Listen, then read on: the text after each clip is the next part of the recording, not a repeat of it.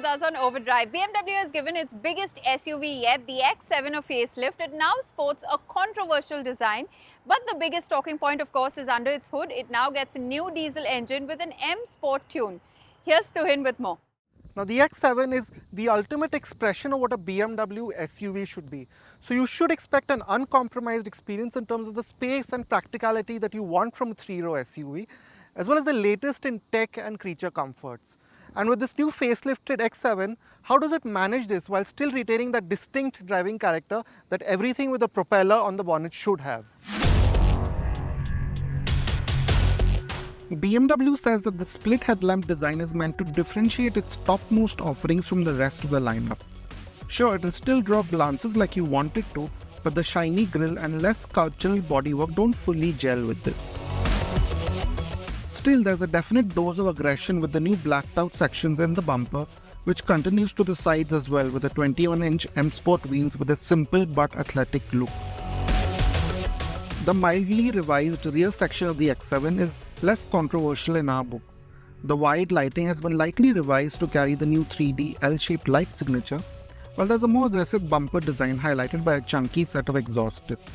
Now, if you know what BMW's been doing with its models lately, whatever has happened in this facelift to the X7 will be of no real surprise to you too. So to start with, the main change is quite apparent. It's this huge curved display where you have a 14.9-inch central touchscreen and a new 12.3-inch driver's display. And there's also a head-up display now, which is quite functional. Like in the X5 and the i7, you now have this new design for the sort of central panel with this ambient lighting motif, which, like we also mentioned in X5 review, looks a bit out there at first, but at night with the whole ambient lighting package, it works just fine. The iDrive 8 infotainment carries on with its smartphone-like widget-based layout. You still have to deal with the slightly convoluted menus and climate controls in this particular example, but the updated iDrive 8.5 will eventually roll out to these SUVs via software updates.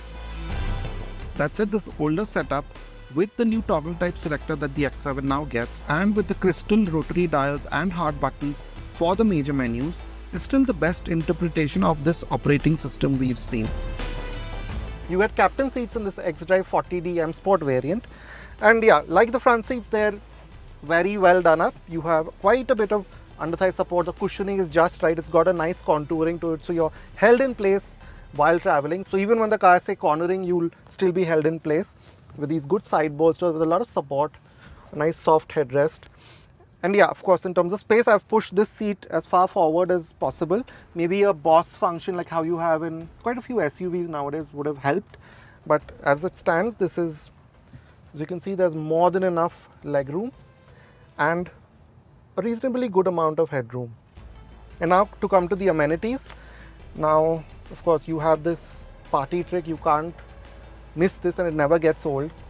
This, and you can also control the sunroof, which by the way has those illuminations right in it, so it'll look really quite special at night.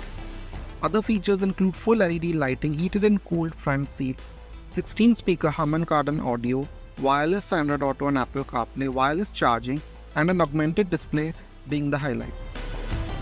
Now this is with a reasonable amount of space for the second row passenger, and you realize that for me, I'm not a very large adult. For me, it's perfectly fine. I won't be very comfortable over a longer journey, but otherwise it's fine. But you still have quite a bit of luxury even here, and you know that you're in the top-notch BMW SUV. You have a separate sunroof just for this row, which is really quite special. A separate climate zone, vents here, and cup holders, of course, and also a hook and a charger for you.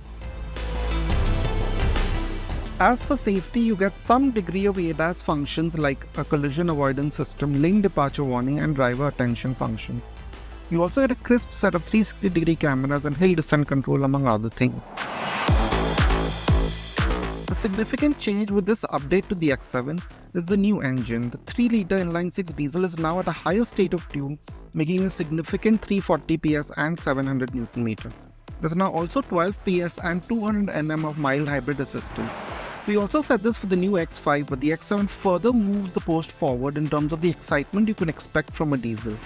The electric assistance makes for a flat, progressive supply of torque in any situation, But more impressive is this motor's responsiveness. It's quite eager to rev out, which helps extract even more of the torque available. Needless to say, the X7 is brisk by any standard, as the 0 to 100 kmph time of 5.7 seconds suggests. But you will especially like the way it seems to not run out of steam well past triple-digit speeds. As always, the 8-speed ZF automatic complements the engine well. With the 48-volt system filling any gaps in power delivery, you barely notice it function.